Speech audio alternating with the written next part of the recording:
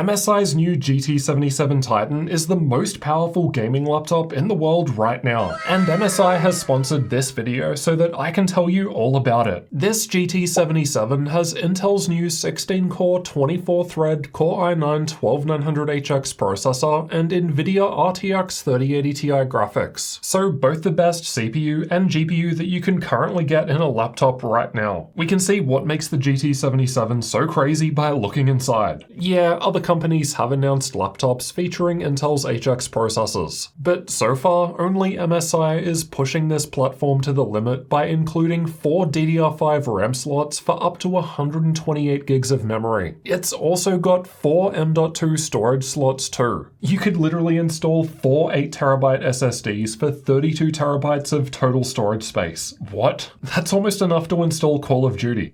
The main M.2 slot also has support for the latest PCIe Gen 5, so it can offer double the maximum speeds compared to the older Gen 4, which still feels new to me. Intel's mobile HX processors are the first time we're seeing PCIe Gen 5 support. This laptop is just doubling up on everything. Regular laptops only have 2 memory slots. The Titan's like, here, have 4. What, other laptops only have 2 M.2 slots as well? No problem, the Titan's got 4. And don't forget, you double your PCIe bandwidth with Gen 5 as well. The doubling up applies to the fans too. While most laptops have 2, the GT77 has 4 fans for the beefy cooling solution. It's also got 2 screens too.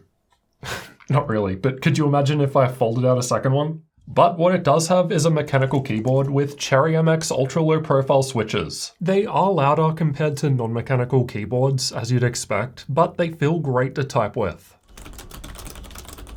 There's also plenty of RGB lighting, which is how you know it's going to perform well. So then, how does the overkill GT77 actually perform? In a quick run of Cinebench R23, we're hitting about 24,000 points in multi-core. And just for quick comparison, I get around 27,000 from the 12900K on a desktop PC, or 23,000 with a 12700K. That's a seriously impressive result coming out of a laptop. That score is sitting in between the i7 and i9 desktop processors. And it's able to do this because the processor can boost above 150 watts, and both the CPU and GPU are covered by a phase change thermal pad. This is kind of like liquid metal, but it remains in a solid state until it reaches 45 degrees Celsius, at which point it liquefies to fill in the gaps between the chips and the cooler. Seriously, despite the high-end hardware, the laptop was completely cool to the touch even when running games. It's not even that thick either, at just 0.91 inches or 2.3 centimeters, which is nowhere near as chunky compared to the last 10th gen Titan MSI made, which was 1.65 inches or 4.2 centimeters. Let's not forget that MSI's advanced BIOS offers far more user customization compared to others too, so you can further tune and tweak things like power and thermal limits. Intel's HX chips are unlocked too, so overclocking is possible. And the Titan actually already came with a small CPU undervolt applied. Of course, the RTX 3080 Ti runs up to the highest possible power limit that NVIDIA will allow, which is 175 watts with dynamic boost. But even if I load up both the CPU and GPU at the same time in a stress test, I found that the GPU would still run at 170 watts, while the CPU could sustain 75 watts. So that's a lot more power compared to most other laptops. Crazy stuff.